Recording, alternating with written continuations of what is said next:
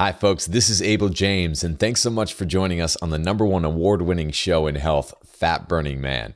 Today's episode of the show is with Jordan from the Art of Charm podcast, and we're going to be talking all about how you can upgrade your life and deal with some of that mental baggage that you might have bouncing around up there to make sure that you are confident, charming, and charismatic, and he's the perfect person to talk to about that. The show is definitely going to ruffle some feathers, but we can hang out on the blog and comment about that back and forth. It's going to open up some really interesting discussions, so hold on for that. Stay tuned. In the meantime, I'm really excited to say we just launched the Fat Burning Tribe, which is our online coaching community. So if you're stuck, have specific questions, or need any extra help in reaching your fat loss goals, or if you want to improve your health or accelerate your results, then along with access to loads of delicious recipes that will have you eating like a king, the tribe might be exactly what you need to reach your goals. So one of the coolest things about Fat Burning Tribe is that within our private Facebook group, as well as on the website itself, fatburningtribe.com, I'm able to answer your questions. And some of the ones that we have coming up are pretty interesting. We get them a lot. I just don't always have the time to cover it on podcasts specifically. And so I wanted to open up this opportunity for you guys to really get close, ask the questions that mean a lot to you that you might not be able to find the answers to other places, perusing the blogosphere or by picking up books or what have you. I want to make sure that I'm here for you so that I can answer all the questions that come up. So some of the questions that are coming up on the topical webinars that I'll be chatting about are: what is the best way to lose that stubborn last 10 pounds around the belly? I feel like I've hit a plateau. Do you have specific tips or tricks on how to eat healthy without spending a small fortune? What supplements or diet changes will boost my energy and still allow me to burn fat? How can I sustain a healthy fat burning lifestyle when I don't have any extra time for cooking or exercise? What are the top 5 fat burning foods that you recommend for a busy lifestyle? And loads more. So right now, after I finish recording this intro for the podcast, I'm going to be recording our first webinar specifically about how you can break through your plateau. So if you're interested in that or any of the other upcoming webinars or joining the online community, go right now to fatburningtribe.com. Once again, that's fatburningtribe.com, and you can check it out and see if you want to join the fun. It's a lot of fun, and thank you so much for all of you who have hopped in from the very beginning and helped us start to build this community. We're already sharing recipes and having a lot of fun in the Facebook group and on the website itself. So thanks to all of you for supporting us, and we look forward to making this pretty much the best online community in the space ever. So thank you. Now, as always, Fat Burning Man is listener supported, no sponsors, no advertisers whatsoever, which means your reviews and spreading the word to people you care about makes a big difference. So please take a moment and leave a review for Fat Burning Man, the audio or video podcast, wherever you're listening to or watching it. And tell a friend if you haven't already, if you think that this could help them reach their goals. All right, so onto the show with Jordan. Like I said, this might ruffle some feathers. If it does and you want to speak your mind, please hop on over to fatburningman.com. Easiest way to find this blog post probably is just to go to the search bar and type in Art of Charm or Jordan, and then you'll get right to his blog post and we can chat there. On this show, we're going to be talking about why charm, charisma, and confidence are learned skills and how you can increase them. How the perfect body isn't actually what most people want. This one's really interesting. What women should know about men when it comes to attraction, and much, much more. All right, let's go hang out with Jordan. All right, folks. Jordan Harbinger is a world traveler, lifestyle coach, and the man behind the Art of Charm podcast and blog of the same name. Jordan and his team of coaches teach men to get and keep the girl by overcoming insecurities, building confidence, and challenging old beliefs. What does all this have to do with healthy living? Listen up to find out. How's it going, Jordan? Hey, man. Thanks for having me by. I appreciate it. Yeah, of course. So we were just talking about this before the call, but I would love for you to kind of explain what you do to the folks out there, because it's much more than what people may have seen on a Will Smith movie once or right. Yeah. It's funny you should mention that movie, because the writer of that movie is actually a good friend of my business partner, AJ. Oh, really? So he wrote it, and it's kind of like what we do, only it's super Hollywooditized, Sure. right? Like, we don't teach guys how to go after one specific girl. We teach guys how to put their best foot forward. So the art of charm is really about the whole man, which I think is exactly why it has overlap with the fat burning man and other types of things that you guys teach. Because honestly, you can't put your best foot forward if you don't know about who you are, if you don't have the confidence to do so. Mm-hmm. You can't go after what you want in life. And so I think, and also I think a lot of your audience, correct me if I'm wrong, is probably after a lot of guys get started in the fitness industry or fitness hobby or fitness niche because they're like, this will help me be more attractive in some way, or this will build my confidence in some way. And they just get really into it, which is great and healthy, of course. But what we will teach at the Art of Charm is essentially how to connect with yourself, for lack of a better word, put your best foot forward. And we teach that through different mindsets because we believe that your mindset dictates your behavior, which of course dictates your results. Right. And a lot of self-helpy type stuff tries to change the behavior. So you get these weirdo pickup artist guys who are like, if you say this and you wear this, this will happen. And the truth is, it ignores the mindsets, which is I'm needy and no one likes me. And so I'm going to pretend to be someone I'm not. You know what I mean? So like you get that mix. And what it does is you're just putting whipped cream on poop. Yeah. And if you take that and you put that in a sandwich, what kind of sandwich do you have? Right. So we try to take the man and turn him into a better version of himself, not layer a veneer on top of somebody. Because what you do when you do that, when you just try to, it's like somebody who's fat but then wears like really expensive clothes or tons of makeup. At the core level, there's still a bad body in there, an unhealthy body.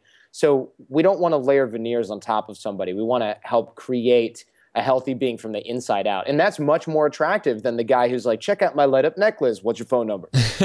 You know what I mean? Yeah, absolutely. And I can relate to that as well, because there's a big difference between what people think they want or what they click on or what they say they want and what they actually need. And as you well know, it's all about the confidence. It's about building a person. And actually, I was just talking to my web guy about this, who used to work for another company that did like pickup lines and stuff like that. But it was like, he was saying, and I totally agree, like people would come because they want to know pickup lines. Like, how do I talk to girls or whatever?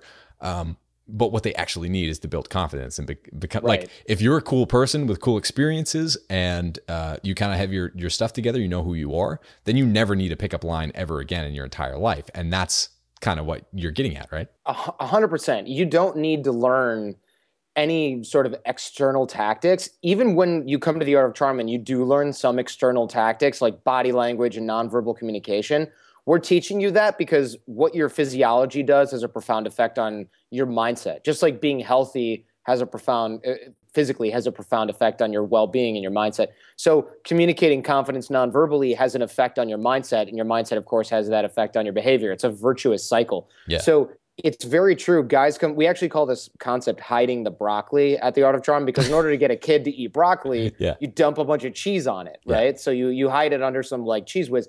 So what we'll do is we'll be like, these 3 things that you can say. And we don't do like the 3 weird tricks to get girls in bed. We don't do that stuff. But we will say, hey, look, we can teach you how to communicate confidence non-verbally. And guys go, oh, great, confidence. That's attractive. And then they come in and we're like, let's rewind a little. How's your relationship with your mom? And they're like, I didn't expect that. But then once they go through that, right? Is that the first thing you ask, really? No.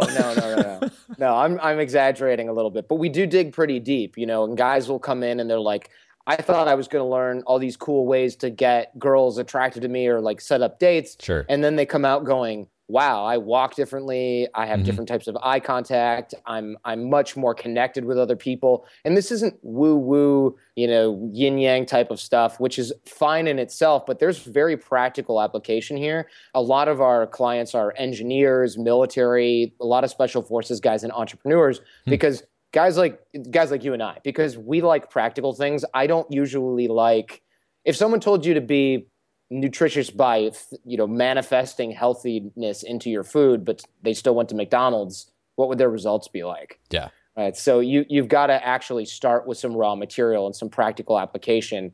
And then you can get down to the sort of esoteric metaphysical stuff that can happen later, but we don't deal with that. We really deal with, here are some practical tips to change your physiology, practical tips to change your mindset, practical tips to get the job done whether that be networking for business or personal relationships or creating attraction in a romantic setting. It's very, very practical because we want guys to go out, try that thing that they heard on the podcast or read on the website, come back and go, oh my God, that actually worked. What else is here? As opposed to like one thing that you can only get from our DVD set for $8 million, which is what I think a lot of marketing does. So I appreciate what you're doing as well, offering the value up front. And it's like, if you want more, click here. If you don't, there's a bunch of more free stuff. Just enjoy it. Yeah, totally. And it's also, I don't really talk about this very often, but I think a lot of people probably click on a shirtless dude with a six pack to get to my podcast and then are kind of surprised by what they find, which is, that's the difference between, I actually tested this when I first came out with my podcast, like artsy pictures and pictures of kale and like other really cool stuff that I wanted to be associated with like who I am, what I stand for. But unfortunately people don't really click on pieces of kale, or pictures of kale or whatever. And so meeting people where they are, is really important to the whole process of building a better person. Cause most of us don't really know what we need. We know what we want. But like to the guys who came to this podcast or came to you, saying, I want a six pack. It's like, okay, but that's not actually what you want. And I know that I might not say that to you right away, but it's like, that's not what you want. What you want is confidence. What you want is something that makes you unique or interesting or feel more empowered to do something cool with your life. So how do you get people who come to you with that mindset and try to actually change who they are in a positive way?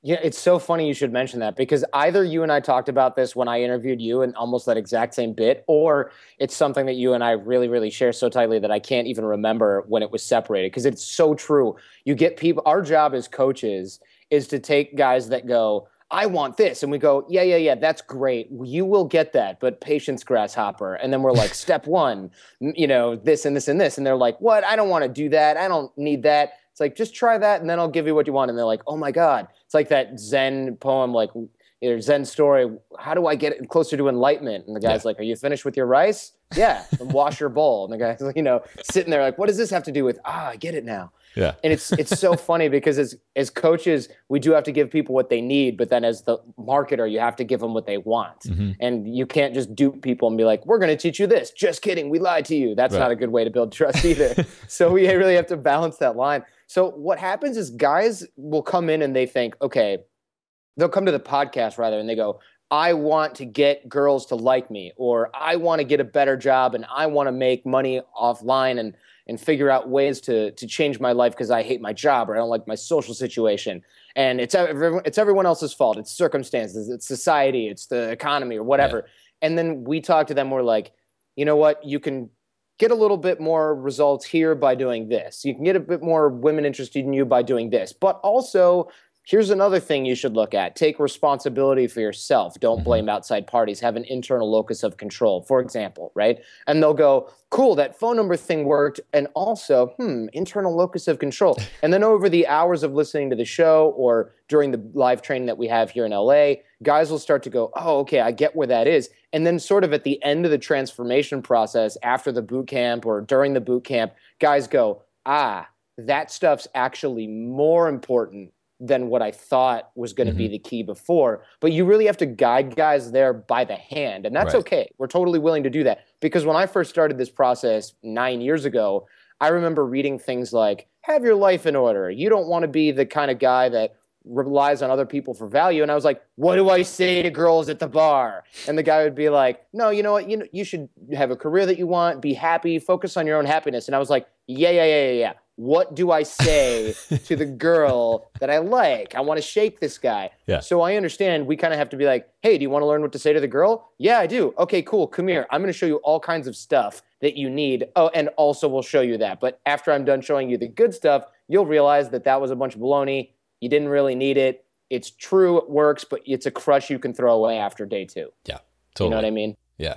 And it's like that with a lot of people who come to you for or I was talking to David King, a personal trainer, about this as well. And people, come to him or come to someone like me and they're just like, I want to work out for 4 hours a day and have the best body ever. And it's like, okay, yeah, we can show you how to work out for 4 hours a day. But like, did you know you only need to work out for like 5 minutes a few times a week, or like, but eventually, it turns into life coaching. Really, I mean, it all kind of meets up at the same place. These are just different ways to get people to think about it. And I mean, like what I do with my show and what you do with yours as well is pretty similar when you think about it. Like this is all self-help. It's about like mastering who you are, not just your body, but you physically change your body with your brain. The way you think about things can literally rewire your physiology, and it's all about becoming better than you are. So as a coach,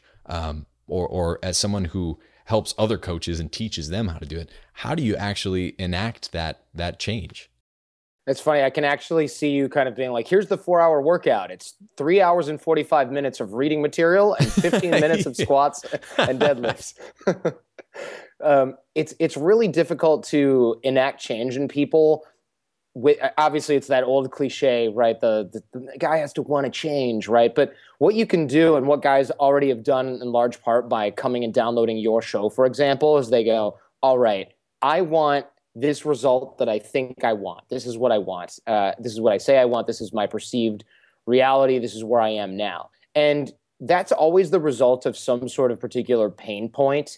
And unscrupulous marketers are like, let's drill into that and make people feel awful until they buy something. Mm-hmm. And what it seems like you and I are doing is saying, listen, we have been there. Here are some tools to help improve what it is that you want to improve in your life. And also, most of it is free. So I think that really helps get guys interested in improvement, is giving away a ton of value for free. And that's no big surprise. It's probably not a novel concept in your show either.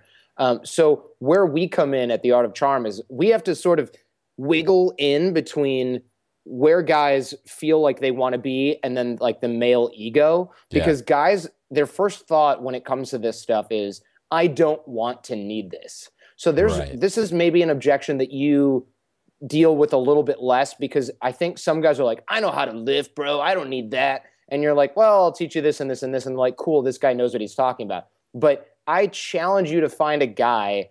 It's tough. I challenge you to find a guy who goes, I don't have the love life I want, and I'm going to admit that to a stranger, and then I'm going to go find help in that area, because the male ego is sitting there going, I should have been born with this, and since I'm not, instead of asking for help like I would if I were bad at math, I'm going to hide this and lie to everyone I know, including myself, about how I don't need this, even though it's the source of all the pain that I'm dealing with. So we haven't really talked about this on the show at all. We've talked quite a bit about the female brain and female physiology and how it reacts to a lot of different types of training and nutrition and lifestyle and what have you. But can we kind of unravel a little bit the male brain and the male ego, the way that we think about things? I know that there are a lot of women listening to this show as well as a lot of men. So how do you guys, there's that old Seinfeld episode where it's just like, I think Elaine said that guys are just like Jeeps, like totally utilitarian. That's it. You don't have to think about it anymore. But if you drill down a little bit deeper, it's actually a lot more complicated than that. Sure. Yeah. I totally know what she means by that, especially dealing with a lot of military, special forces types, entrepreneurs, and engineers at The Art of Charm. What essentially The Art of Charm does is we teach emotional intelligence in a structured way that anybody can learn and master. And that's tough. So you can get somebody who thinks A plus B equals C. And we're like, but when women see it, they want emotional communication. And this is, of course, a generalization. There's plenty of women who are amazing engineers that are more analytical than guys, for better or for worse. But we can teach guys to emotionally communicate, which is amazing. And it's great for generating connections with other people. The other thing that guys do up in this complicated utilitarian brain is we go, all right, I need to constantly protect myself. And it's weird because we've evolved this way throughout our lifetimes as opposed to throughout history, where our ego is supposed to protect us from damage, right? Our ego is supposed to be like, if we go and talk to somebody and they go, get away from me, our ego is supposed to go, I took the bullet for you on that one. But what we do as guys, we protect our ego. So instead of dealing with things in an emotionally mature way, for example, rejection at a job, or we go to the gym and someone looks better than us, or you've got a better six-pack than the next guy, instead of going, all right, well, I need to work on myself, I need to deal with that, we jump in front of the bullet for our ego and go, no, that guy is an idiot and doesn't know what he's talking about. And this is stupid. And anybody who learns this is stupid too, instead of getting the help we need. And women go, what is this? Why are you doing this? It's like the old proverbial don't stop and ask for directions, just get more lost thing. Yeah. And the reason us guys do that is because we have somehow, and I've got, theories abound about this that are irrelevant for our purposes here, but we love to take the bullet for our ego, and it makes no sense. So it's really tough. That's the principal objection that guys will have when it comes to learning social dynamics, becoming a more quote unquote charming person or a more attractive person. We go, my ego doesn't want me to have this. So instead of ignoring it and realizing it's a shield or a uniform or a costume, I'm wearing it so tightly that now I can't let anything through. I'm protecting my ego. And that is so poor for growth, because there's guys who listen to your show and go, Abel James is so dumb. He doesn't eat 6 meals a day. And that's obviously what you're supposed to do. Everyone knows that. And also fat-free is the way to go. Like the 90s called, they want their nutrition back. But somebody who's emotionally invested in that and has been doing that for 15 years, regardless of the fact that their results are terrible and like all their health markers are crap, those guys are still going, I don't know, that Abel James guy is just a fad. He's just copying. Or even the guys that do get results but aren't getting the results that you have, they're like, that guy just copies other people anyway. He doesn't know anything. And I'm sure you go to marketing conventions or like fitness and nutrition stuff, and there's going to be the guy above you who's like, oh yeah, hey, how are you? And the guy below you who's like, I'm sniping for you. Yeah. But it's not necessarily in a healthy way. And so what we try to teach at the Art of Charm is a system of value. We teach guys how to read it in others and how to read it in themselves, where we have these personality archetypes where either we're needy and we're trying to get people to like us, we're combative, like the guy I was just talking about. Abel James doesn't know anything. That guy try to bring you down to his level in order to make his relative value equal with yours or higher, so he feels better about himself. And then there's the guys that are what we are most of the time, which is competitive. And so we might say, all right, Abel James is in the top 5 in health, but like I'm going to try to get to the top 5 in this other category so that I don't feel like he's got one up on me, in the podcast area. And by the way, I do that all the time. So nice. But then there's where we try to be, where we strive to be, and where we strive to teach our students, which is, listen, Abel's got a great show. This is really successful. He's gotten it in such a short amount of time. I want to learn from him. And the example that I commonly give is the example of getting a new car. Say we're buddies and you get a new car or I get a new car. The supplicative guy, the guy who's needy goes, I'll never be able to get a car like that. You're so cool. I'm never going to get there. I feel bad about myself now. The combative guy goes, that car sucks. What a douchebag. He's got to show everybody how cool he is by buying that. What a jerk.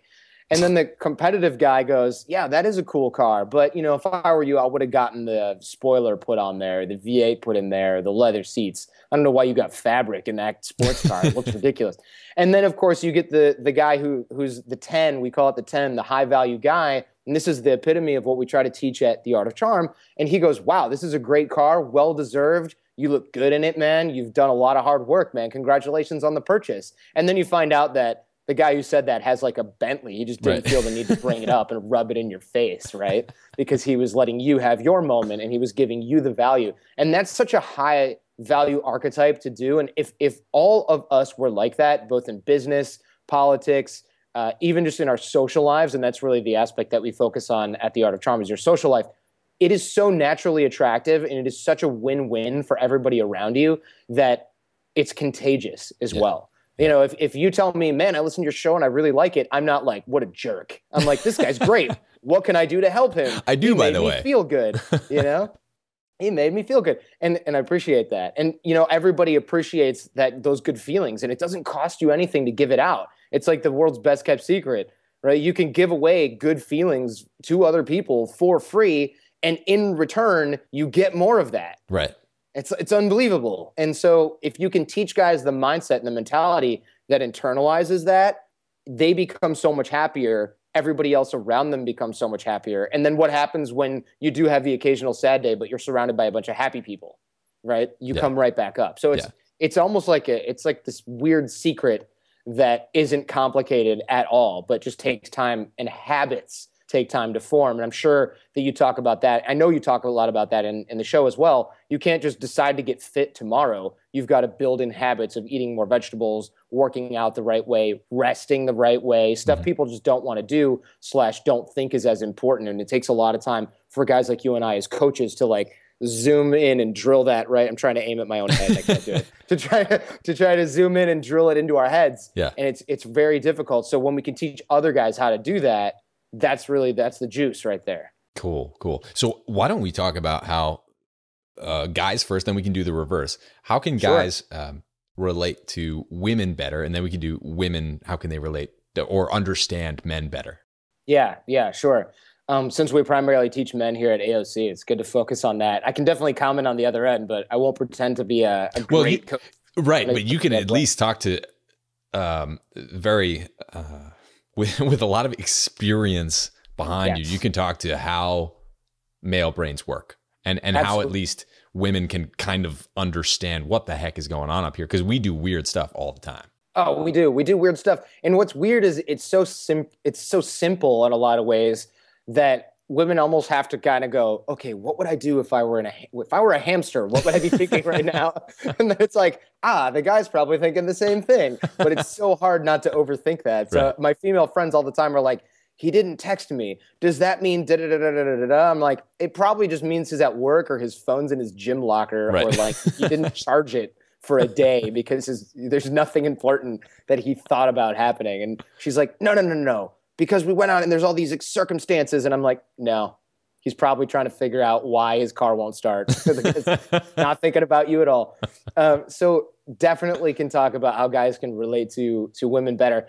Honestly, I sort of touched on this before when it comes to emotional communication. So a lot of times guys, we walk into a situation and we go, okay, I'll try to walk you through a sort of fake story here, a parable almost. Let's do it. A weak Story parable. Time. So say that guys are going out to, there's a bunch of guys in a house and they go, what should we do tonight? One guy goes, let's go out and meet some girls. And they go, yeah, that's a great idea. So they go to the bar and there's a bunch of girls at the bar, near the bar area, getting some drinks. They walk downstairs, they see the girls and they go, okay, all right. Okay. They're really pretty. We're not sure what to do with that situation, but we're going to sit back, have a couple drinks, try to look cool. And they don't notice us yet. So let's just like loosen up and chill and not talk to each other because it looks cooler if we just kind of sit in the corner and like hang out and pretend like we're watching the game. So they do that. They have a couple drinks and then they do a couple flybys where they walk near the girls and like see which one they want. And then they all do that. And then they go back to their table and they sit down and then they start to strategize and they go through that whole thing. And then finally, one of the guys goes up to one of the girls and says, hey, what are you guys drinking? Or can I buy you a drink? And the girls are like, no, thanks. We're just having girls' night out. And the guy goes, what the heck? They're just having girls' night out. And the other guy goes, no, you're an idiot. You've ruined it. And they get into a little kerfuffle about that. They go to a different bar, rinse and repeat. Yeah. Well, there's tons of things that went wrong here. And the guys don't even know it. The girls don't really know why this happens, but it happens to them all the time. Especially pretty girls are like, that happens to me every time I go out. Right.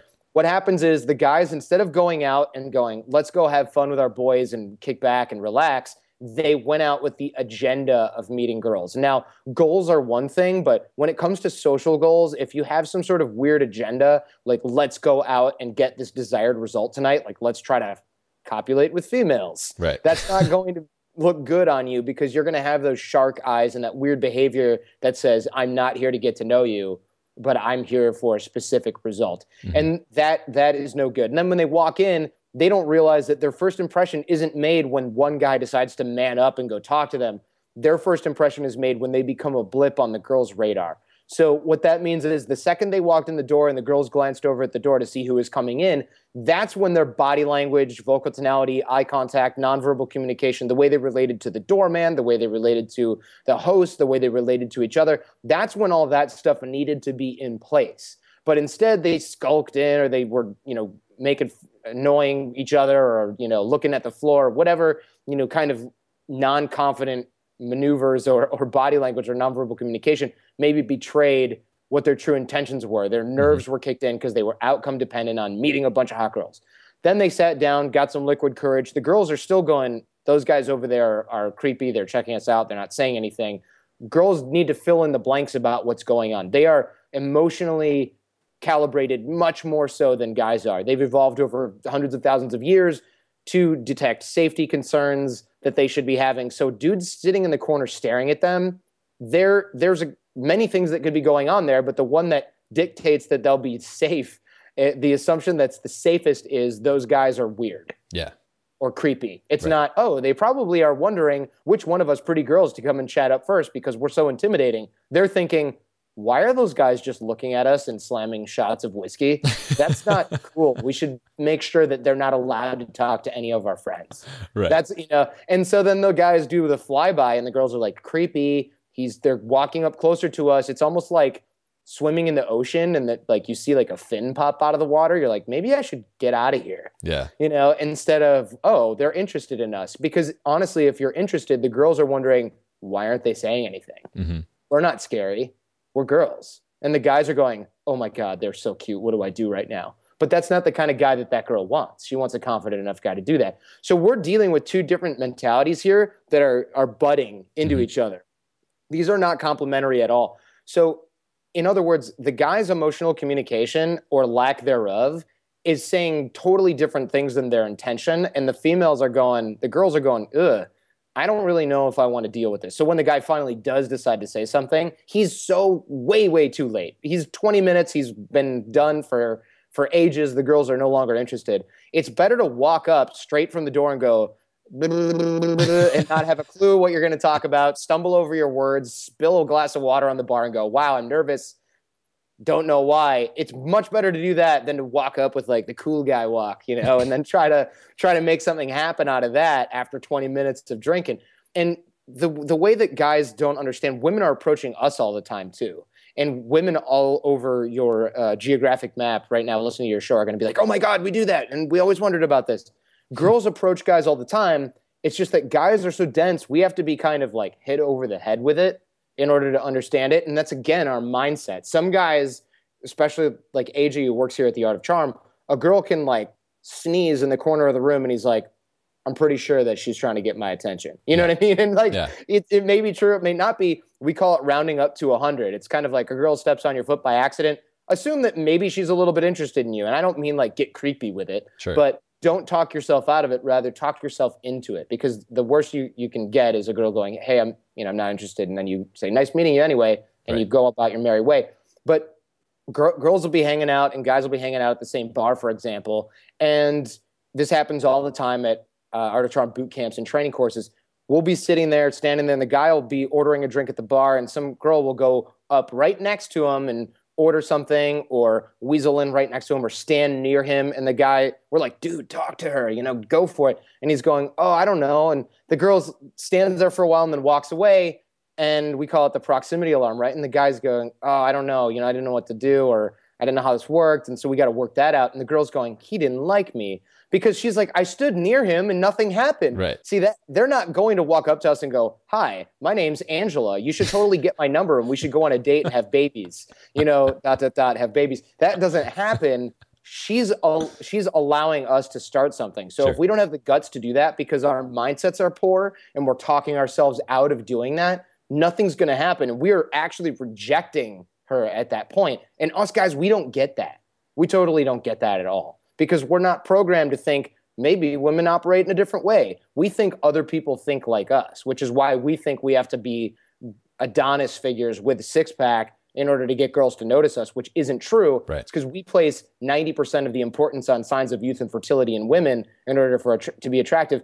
Us guys, we're lucky. We can be pretty mediocre in most areas, but if we can be charismatic, we can be kind, we can be giving, we can have that value, we can show that value, we can get great women. Yeah. Right? And it takes a lot of work, but it doesn't fade with age, which is amazing. Yeah. And one thing that you talked about is it's guys have it easier than girls in that sense when it comes to being attractive. So can you talk a little bit about that? Yeah, we do. For example, a lot of guys go, I don't know if this is going to work for me. I'm a little bit overweight. I'm not that tall and I've got blah, blah, blah, whatever, and I don't have that much money. There's different channels that people look at, especially guys and girls look at when it comes to attraction. And what I sort of touched on this before is, unfortunately for women, the guy's equation is much lip service as we'd love to pay to other things. This is scientifically studied. I apologize in advance for people who get angry with this, but we're looking for signs of youth and fertility. And what that means is good, quote unquote, attractive looks in a female, signs of youth. Now, that's not saying middle-aged women are unattractive. What I'm saying is what men typically find attractive, generally speaking, 80% of the time is going to be those things. 80% of the weight plus is weight on those factors. And so if you want, I don't think we have to look very far to look for evidence of this, right? We see guys all the time, maybe they're dumb guys, but they'll put up with a lot more from a girl who's much more physically attractive than they would from somebody who's not.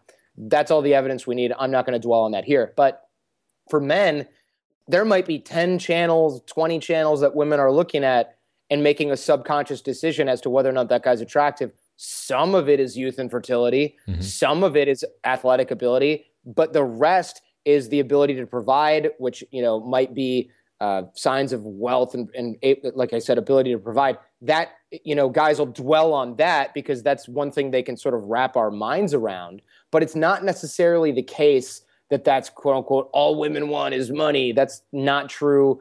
And of course, you get these other channels that guys don't quite know about, and you think, oh, well, that guy was born with that. For example, you get a guy who's really funny, really charismatic, he's really outgoing, he smiles, he's very uninhibited. That is much, much more attractive than a guy who's like, check out my Rolex. Yeah. Women might go, nice watch. Anyway, your friend is really funny, he's really cool, he's really cute. And we see this all of the time, and you don't, again, have to look very far for evidence of this. If you've ever seen a guy with a girl and you go, how did that schmuck get that girl? Because he works at, Sam's Club or whatever, and he's just like, kind of overweight, and he's got this cute girlfriend. Watch them interact. You'll probably see why. Yeah. And you'll also see why maybe that guy stole that girl from an investment banker who drives a Bugatti. Mm-hmm. You might see that. And you see it all the time. And so what we teach at the Art of Charm is sort of the way that guys can sort of slip in between there. And I don't mean steal other guys' girls, but what I do right. is I can't make you taller. If you want a six-pack, that's up to Abel, James, and you.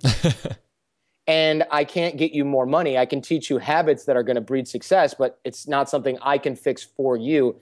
But what we can do is we can definitely drill in some very, very good habits and mindsets that will show you how to be more confident, how to be more naturally attractive, how to read body language in other people, read signs of attraction in the opposite sex, become more charismatic, develop stronger social circles, develop that tribe of high-value men around you, which also puts you in a higher value position. Mm-hmm. Women are always talking about his friends are so cool. His friends have this. He's a really nice guy, throws parties. Like anything that makes you higher social value is going to make you more attractive. And money, looks, all that stuff, that's only one channel. Yeah. So us guys, since we're human, we think other people think just like us. So we think I've got to have a spray tan and veins in order to attract chicks. And girls are going, why is this guy obsessed with his calves? What a weirdo. He can barely read, focus on what's important here, bud. Yeah.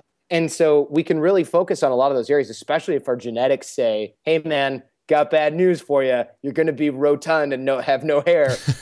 At an early age, you can fix a lot of things. You can't really fix that stuff that easily.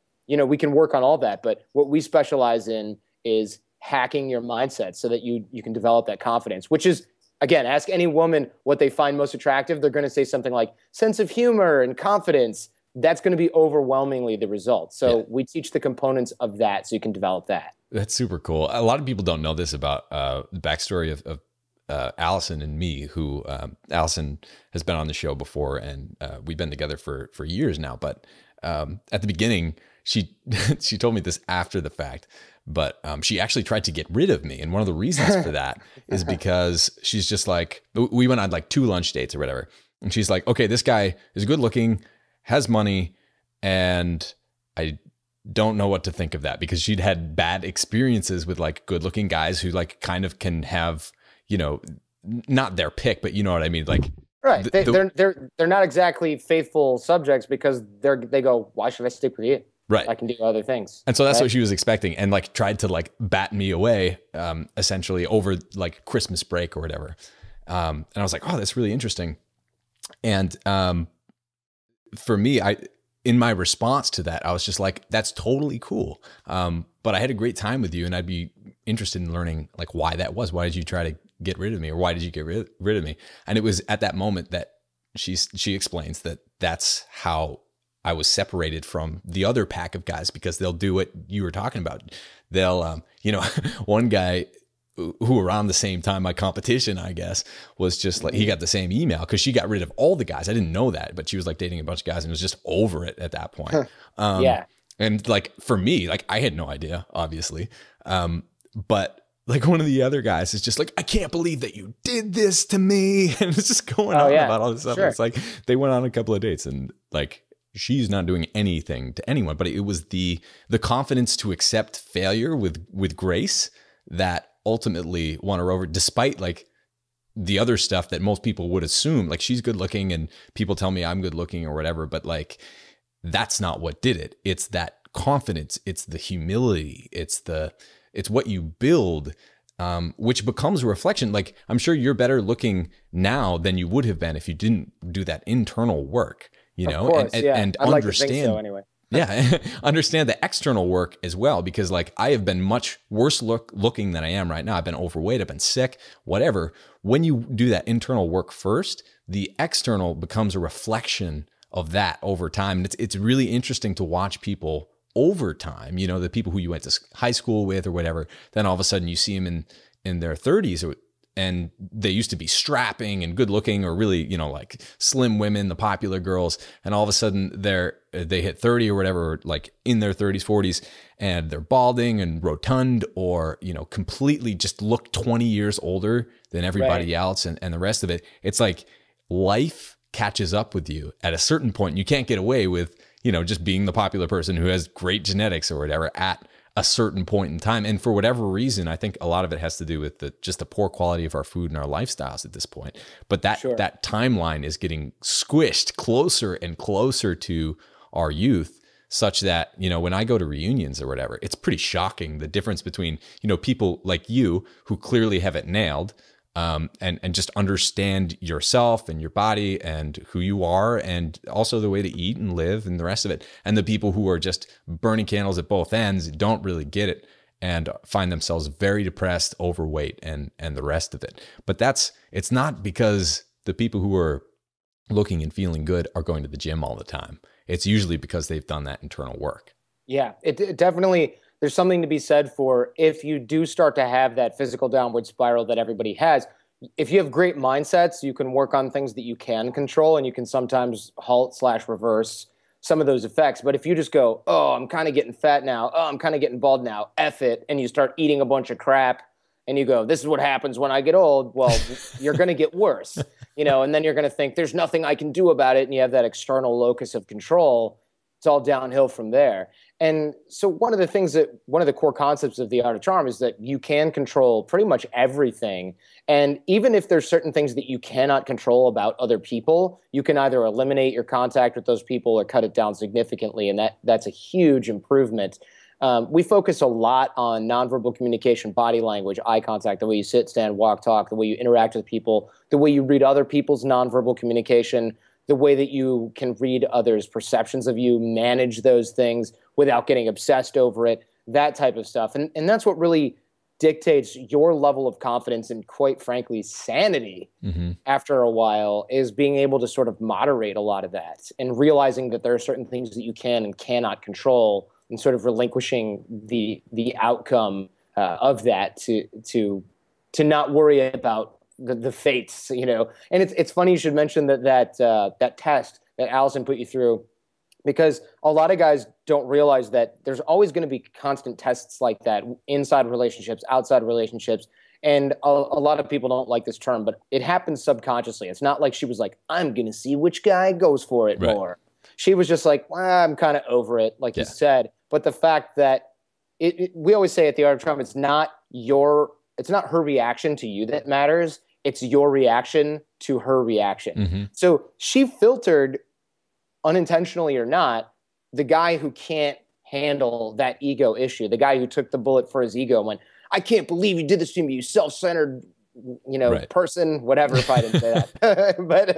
but, and then you were like, you know what? I totally get it. You've probably just gone through a lot. I would love to get to know you more. I imagine your reaction was something like that, but like no pressure. And she was like, oh, that was a really good reaction to that way to handle that. Meanwhile, other guys were like, F you, you're a tease, or whatever. And she's like, well, good thing I'm not going to be in it for the long haul with that guy, because if he reacts that way to that situation, what happens when something really goes wrong? Yeah. Right. So it's a really easy way for women to sort of see what you're made of, is give you a little bit of flack, and how you handle that is going to show up big time in her assessment of you. Yeah. It's like the guy who gets fries instead of onion rings at Burger King and like throws his food through the drive-through window and like storms in there.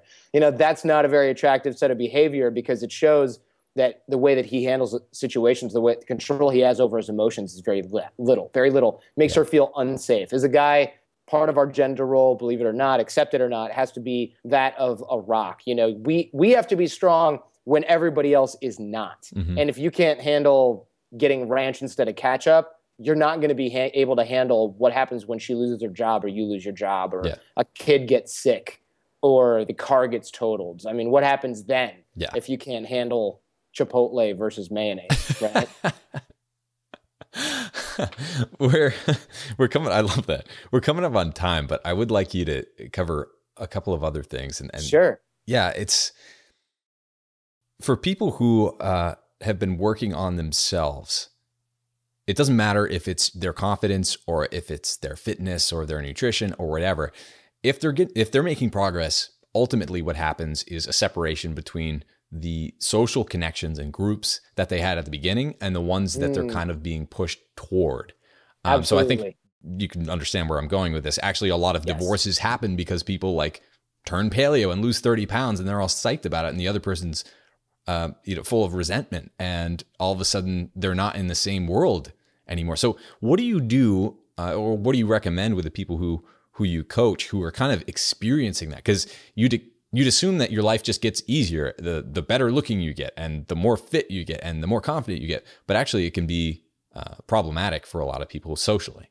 Yeah, this is actually a big deal. We talked about this a lot in the beginning of the Art of Charm, and AJ, my business partner, and I here at AOC, we had a lot of issues with this, and I totally get where you're coming from. It's very common, especially with weight loss, fitness, or anytime you improve yourself. It's very, very common phenomenon.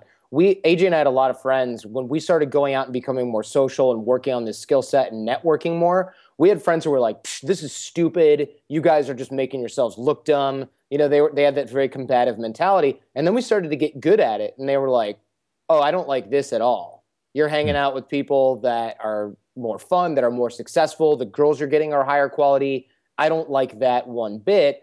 I'm going to try to bring you back down. And the thing is, you can't have, on the one hand, somebody who is rooting for you, but then also kind of not, right? They're pulling you back down.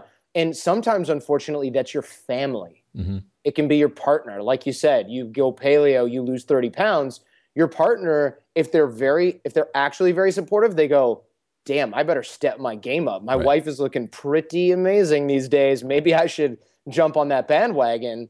And then you can share that together. But if you're too weak to do that, and if you're listening to this, probably you're not, but the other person is too weak to do that, they've got to make a choice. And it can be really tough, because sometimes you have to say, hey, listen, I still love you even though you're a little overweight.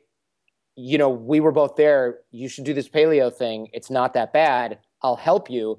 If they still refuse your help, they kind of have made a choice. And I'm not saying you have to get divorced because that your spouse is a little bit overweight, but there's something to be said for having that shared value of taking care of your health. Mm-hmm. And if they're having a hard time with it, that's one thing. But if they're just like, this is stupid and Abel James is a charlatan, that's another thing. Right? This paleo thing doesn't work. You're just starving yourself. I mean, they're going to actively bring you down. And here's the thing. You think, oh, you know what? I can deal with that. I'll eat my vegetables. I'll eat my paleo stuff. And my husband, he can just ignore that. And we'll just have that sort of separation. It doesn't really work that cleanly, unfortunately. For example, I had a friend who really hated the same guy that I was talking about before, that was AJ and I, mutual friend. We ended up having to get rid of him because not only did he have a problem with us in our social lives, he would do things to sort of sabotage or make us feel bad about other areas of his life. You know, he was going to med school. So AJ he was doing cancer biology, and he's like, that's what you do when you can't get into medical school, I guess. And it was like, why is he being such a jerk? And the reason is because we had leveled up so much in the social area that he felt like he was down here. And since we didn't care about his social aspect, he would just try to bring us down in other ways. And it got to the point where it was like, I'm not going to be around somebody who's constantly dragging me down. And it's the same thing in a husband-wife relationship. You know, maybe he makes fun of you eating paleo all the time because he doesn't like it, but maybe he's also trying to bring you down in other areas. And he's like, yeah, well, maybe you can lose weight, but you're still going to be wearing too much makeup, or like, you know, you still don't have the college degree that I have. I still make more money than you. I mean, do you really want a competitive relationship with your spouse? So that's the point we just kind of have to sit down and go, listen, you know, we've been friends or married or whatever for a long time. We've been close for a long time. I would love to bring you up with me on this journey. If you can't handle it, I get it. But if you try to bring me down, this is over.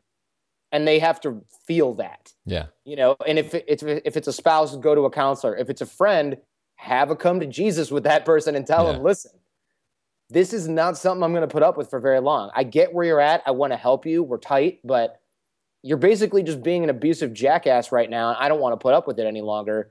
So shape up with my help or without, or just, that's it, man. Yeah. And I've lost friends over this, but my theory / mindset about this, the way I feel about this is good riddance. I'm sorry. If you want me to fail so that you feel comfortable, you are not a good person that I want to be around. You are not looking out for me as a friend or spouse or significant other. I'm sorry. Sure. And that it's a tough break. It's not the greatest, cleanest break.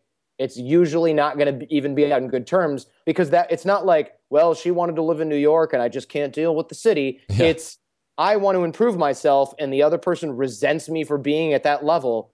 Never going to be a clean break. It's going to be ugly, but your other choice is deal with somebody who's emotionally abusive for the rest of your life. Right. It can be really drags you back into the pit. Yeah, and it can be really revealing when you do experience something like that. And in retrospect, it's as hard as it is. I think a lot of us have experienced it. As hard as it is, in retrospect, it's always worth it.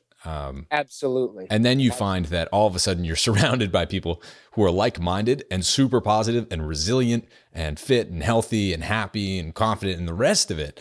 And all of a sudden when you're around people like that, then you're not going to get like nachos every night, and you're not going to get flack for not eating the nachos every night. And then the rest of it, like you're surrounded by people who want to like go play in the park or go for a hike or like do something else cool or build a business with you. And that's what all of this is leading toward, you know, hopefully with your show, with mine. I think we're all very aligned in the fact that we see where people are and we want to help make them better, help teach themselves how to make themselves better. And I think the work that you do is very cool. And for anyone who hasn't checked out Art of Charm, please do. We're just about out of time, Jordan, but before we go, why don't you tell folks where they can find you and what you're working on? Sure. Yeah. If you're listening to this podcast or watching this podcast and you get it through iTunes or anywhere else, just search for the Art of Charm podcast or go to theartofcharmpodcast.com. There's like 250 hours of just my voice talking with people like you. And it's all free. You know, I love giving away that value. We also do the training programs here in LA. Those guys have guys from all over the world. So if you're in freaking Phoenix, Arizona, and you're like, that's really far. I have a guy here from China and another from Australia here right now. And we get that like every week. So pick another excuse instead. But we love having guys in. It's accommodations. It's a residential program where we take guys through 60 hours of really intense training, nonverbal communication, reading other people, reforming your mindsets, a lot of hands-on drill and exercise.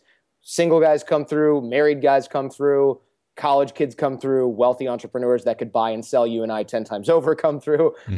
And so otherwise, though, check out the podcast, guys. Just subscribe in iTunes. I would love that. I'd love to see some fat-burning men and women come through the Art of Charm doors, either virtually or here in LA. So awesome. Thank you very much, man. I appreciate it. Yeah, of course. Jordan, thank you so much for coming on. You're welcome anytime. I think this has been a lot of fun. Anyone who, you know, if you're still listening and your feathers are ruffled or you have something to say or you thought this was awesome, go to the blog post, go to fatburningman.com. find this blog post with Jordan. We'll make it hopefully easy to find, and leave a comment. Let us know what you think, because this is all meant to be a conversation. We love to hear from you. So Jordan, thank you so much for coming on, and we'll chat soon. Thank you.